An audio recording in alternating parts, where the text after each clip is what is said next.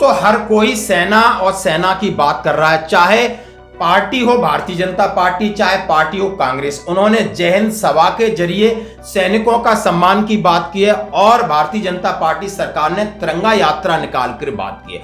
और आज मैं बात करूंगा, माननीय प्रधानमंत्री जी ने मन की बात में सीधा कहा है कि ऑपरेशन सिंदूर भारत के संकल्प, साहस और बदलते भारत की तस्वीर है।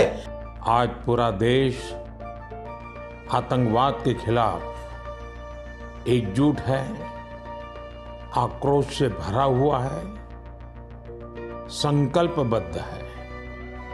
आज हर भारतीय का यही संकल्प है, हमें आतंकवाद को खत्म करना ही है। ये विश्व को बताना चाहता हूं कि हमारा दृढ़ संकल्प और हमारा साहस और बदलते भारत की तस्वीर है, जो मैं विश्व को संदेश देना चाहता हूं। यानी उन्होंने मन की बात में क्या कहा वो भी आपको सुनना होगा।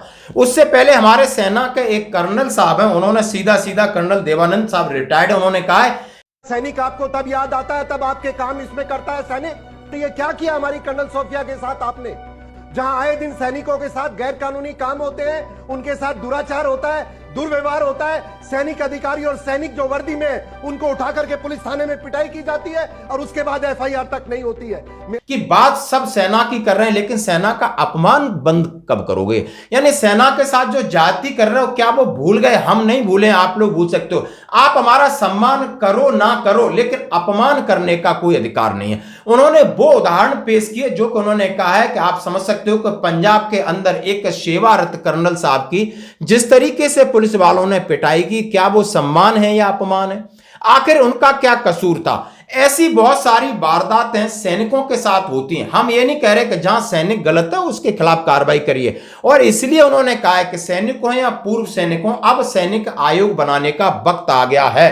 सैनिक आयोग बनाने का वक्त आ गया है ताकि हम अपना रोना धोना उसके सामने कर सकते हैं। थोड़ा सा मैं आपको दिखाना चाहूंगा आखिर उन्होंने पूरा क्या कहा, वो हम आपको बताते हैं कि सैनिक कब याद आता है। आज आपको सैनिक याद आ रहा है, अब सेना और सैनिकों पर राजनीति कर रहे हो, चाहे सरकार कर रही हो, अब विपक्ष भी। कर्नल रोहित चौधरी साहब जय हिंद सभा को लेकर के हर जगह जा रहे हैं, पूर्व सैनिकों का भी सम्मान कर रहे हैं, सैनिकों की भी बात कर रहे हैं। लेकिन इन कर्नल साहब ने बखियां उधेड़ दी कि वर्दीधारी तो कुछ बोल नहीं सकते, लेकिन हम वेटरन हैं, हम ये बात कह रहे हैं। हम सरकार और नेताओं को जताना चाहते हैं कि आज आप हमें याद कर रहे हो, लेकिन आप पिछले 3 सालों में देखिए आपने कितना अपमान किया है। आपने जयपुर में सैनिकों को आपकी पुलिस पीटती है और पीटने के बाद पुलिस के खिलाफ एफआईआर नहीं होती। आपने ग्वालियर का मामला देखा, उन्होंने उड़ीसा के मामले की बात की, उन्होंने बिहार में कई मामले की बात की कि लगातार सैनिकों का शोषण, सैनिकों के साथ मारपीट, सैनिकों का अपमान लगातार हो रहा है।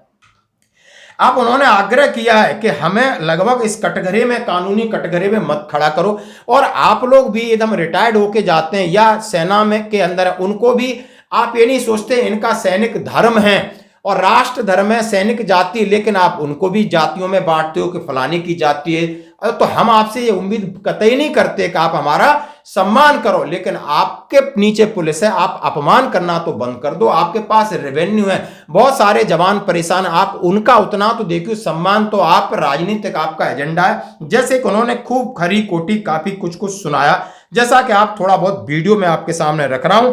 उन्होंने कहा है हम आपसे रिक्वेस्ट करते हैं कि आप सैनिक आयोग का वक्त आ गया, तो आपकी क्या राय है? अब सैनिक आयोग बनने से आपकी सारी समस्याएं, जैसे एक महिला कमीशन है, महिला आयोग है, इसी तरह सैनिक आयोग बनेगा तो सेना के जो भी रिटायर्ड हैं, सर्विंग हैं, विधवा हैं, बच्चे हैं, कोई भी केस है, कोई भी चीज है, तो हम सैनिक आयोग के सामने जाएगी। सैनिक आयोग एक समानांतर एक मिनिस्ट्री होगी जो सरकार के ऊपर दबाव बनाएगी, बात करेगी। अभी बहुत सारे ऐसे मुद्दे हैं, तो हम पूर्व सैनिक रोडों पर आते हैं लेकिन एफआईआर तक नहीं होती। जैसा कि आपने देखा होगा पंजाब में कर्नल साहब के जो एफआईआर है 10 से 11 दिन लगे थे, जब माननीय उच्च न्यायालय ने प्रेशर डाला था, दबाव डाला था।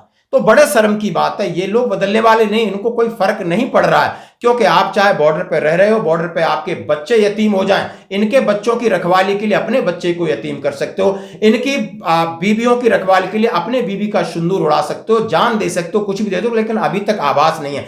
अभी तक सम्मान के साथ शायद राजनीतिक चीज दिख रही, जो सम्मान की बात कर रहे हैं वो पॉलिटिकल स्टंट हो सकता है, लेकिन उन्होंने कहा है कि नहीं, सरकार को ये गंभीरता से सोचना चाहिए।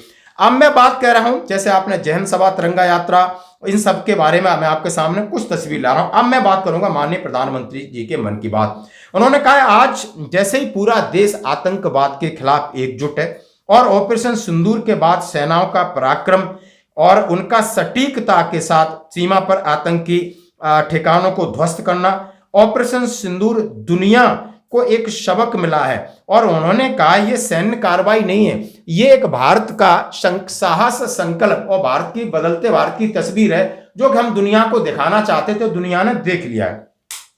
साथ में उन्होंने ये भी कहा है कि अब भारत को आर्थिक मजबूती के लिए उन्होंने कहा है कि आप जो भी काम करते हो, जो भी चीजें खरीदते हो, जैसे कि हमने ऑपरेशन सिंदूर किया, अपनी लड़ाई लड़ी, तो आपने बोला कि हमने वोकल फॉर लोकल, हमने अपनी चीजों को किया, अपने इक्विपमेंट से उनके ऊपर वार किया। इसी तरीके से हम चाहते हैं कि आपके दैनिक जीवन में जो भी चीजें जरूरत की हैं तो आप स्वदेशी अपनाएं, घूमने भी जाएं तो देश में पहले घूमने जाएं, यानी आप अपना पैसा देश में ही खर्च करें, देश से ले रहे हैं, बाहर खर्च न करें। इससे भारत की आर्थिक प्रगति होगी और आपको देश के प्रति आपको कर्तव्य का बोध होगा, प्रेम होगा, नहीं आपके अंदर ये जगाना होगा। जैसे कि सुबह हमने कहा है कि आज भारत की आर्थिक स्थिति काफी अच्छी, चौथे पायदान पर और जल्दी तीसरे पर पहुंचेगा।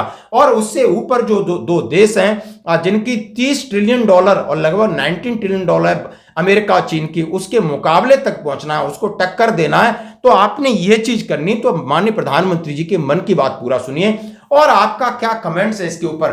क्या ये लोग सिर्फ और सिर्फ नेतागिरी कर रहे हैं या सेना के सम्मान के लिए इनके अंदर कोई गंभीरता है, चाहे कांग्रेस से हो चाहे भारतीय जनता पार्टी? आपने कमेंट्स करना। धन्यवाद। साथियों, ऑपरेशन सिंदूर के दौरान हमारी सेनाओं ने जो पराक्रम दिखाया है उसने हर हिंदुस्तानी का सिर ऊंचा कर दिया।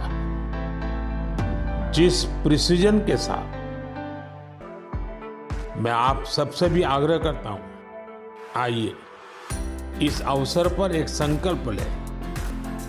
हम अपने जीवन में जहां भी संभव हो देश में बनी चीजों को प्राथमिकता देंगे। यह सिर्फ आर्थिक आत्मनिर्भरता की बात नहीं है, यह राष्ट्र के निर्माण में भागीदारी का भाव है। हमारा एक कदम भारत की प्रगति में बहुत बड़ा योगदान बन सकता है।